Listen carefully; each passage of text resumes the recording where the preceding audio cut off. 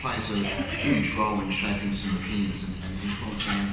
And as recent as last year, we saw the Global Online Consumer Survey by Nielsen, which is the largest of its type, report that many internet consumers trust opinions posted online. So how can we develop an online social media campaign in a way that inspires users and turns them into word-of-mouth advocates and spread out messages on perhaps not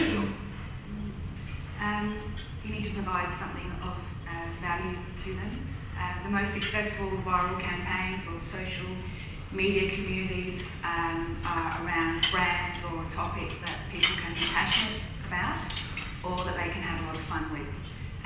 Something that they're happy to brand themselves alongside, for example. So it's that viral YouTube video they like that they think is funny and fantastic and they just have to share with their friends. Or it's a Facebook group for a brand that they want to be associated with, whether it's a Levi's or a pharmacy with nice coffee. So you have to just find what your organisation, what your brand offers, capitalise on that, see what extra value you can provide to that community. So there's some starting off planks. It's very hard, I guess, to get some cut through to these very savvy users.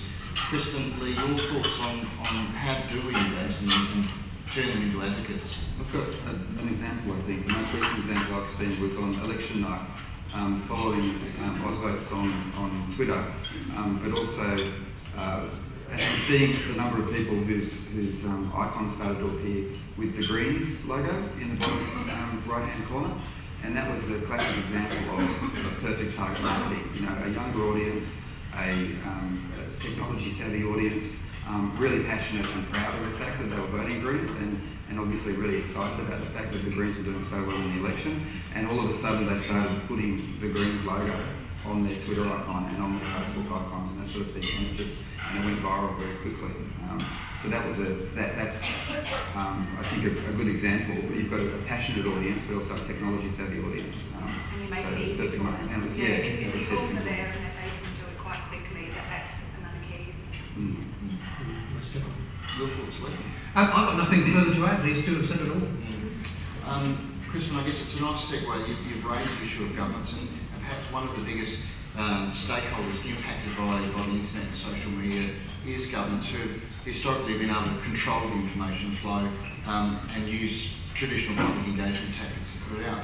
But for example, earlier this year we had a recent mini tremor in Adelaide, and that seemed to me to remove emergency services and remove the state government out of the information flow. And within minutes there was Facebook sites, there was lots of discussion on Twitter, and even online media was streaming through recent updates. So do you think there's a need to shift that public sector mindset and make government information more timely, accessible and usable perhaps?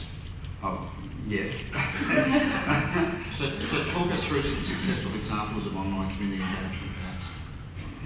I mean, without talking about the sort of work that we do, the best example I think that I've seen in the last 18 months was the CFA in Victoria during the bushfire crisis. Those guys have put together a fantastic strategy for engaging with their volunteer group particularly, but they use Twitter to provide warning and update notices, that sort of thing, and they have a massive Facebook group of about 50,000 people, and that grew during the bushfires because people wanted updates about what was going on. They've just built themselves a wonderful portal, particularly for their volunteer group it's got forums and blogs and all those sorts of things on it, and they get lots and lots of activities through that. And surprisingly, pleasingly, I guess, rather than surprisingly, pleasingly, they don't have to do a lot of constant management of it either. The volunteers are really well behaved and just really grateful for the fact there's an opportunity to have a conversation about some of their issues. So they'll be talking about anything from what kind of boots they're being distributed and the trucks and those sorts of things to broader fire management planning policy and those sorts of things. So that's a good, I think those guys have really taken the bull by the horns and done a great job. A lot of the projects that we work on with local and state governments tend to be a lot more confined than that. They're on very specific policies or project areas like cultural planning or land releases and those sorts of things. So they're quite tight in the way they manage. But as I said before, Facebook is forcing governments to take a different approach to these things. And as much as I think sometimes I look at their model and I think it's a bit underhand the way they're driving change, it's nevertheless forcing social change. You just can't get away from the fact that every government organisation has an online presence now because of what Facebook has done. So you have to get involved. So I guess I'll ask you all then, who in Australia or even South Australia is perhaps leading the way in the way they use social networking, and how can it be done better? Well, again, it's to do with passionate brands. That's what I see happening in SA, those iconic brands that we're happy to be associated with. So you have your Farmers Union Iced Coffee with 47,000 Facebook fans, which is a fantastic community that they have on tap. And men's chocolates, again, something iconic South Australian, we're happy to jump on board and share.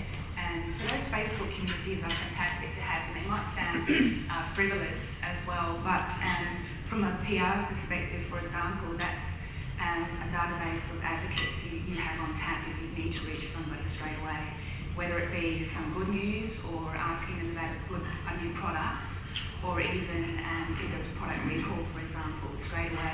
You use all your usual channels, the media and so forth, but you also have a Facebook community that you can be reasonably confident of sharing that information for you as well. So they're two brands doing it well here, and Nuremberg is up and coming in that sphere as well.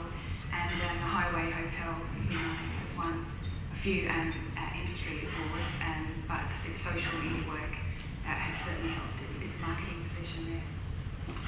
Lee, any thoughts? I would certainly would have flagged out the Highway Hotel as well, but Michelle stole me that one. But I also look at some of what some of the wineries are doing. They haven't achieved a lot yet, but some of the, for example, the Adelaide Hills wineries, because I live in the Adelaide Hills, so I know about them purely for research and reference purposes.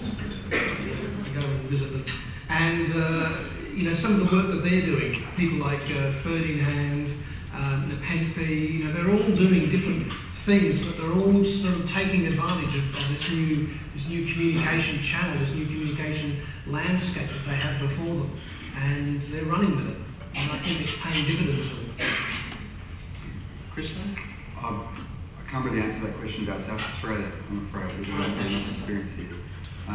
Nationally organised, well, from a government point of view, a lot of the government, I think probably, I'm from Victoria now, but I was from the South Wales for a long time, but I do think that the Victorian Office of Information has really taken, again, the bull by the horns with this stuff, and it's really demonstrated a lot of best practice. A lot of the states now are starting to do things to do with having apps competitions and that sort of stuff. That's nice, but it's not, a lot of them, they're not groundbreaking. They're not going to change the world, but it's a nice sort of start to the process. They're also starting to do things around releasing information and making that more available so that third parties can develop apps that do all sorts of interesting things.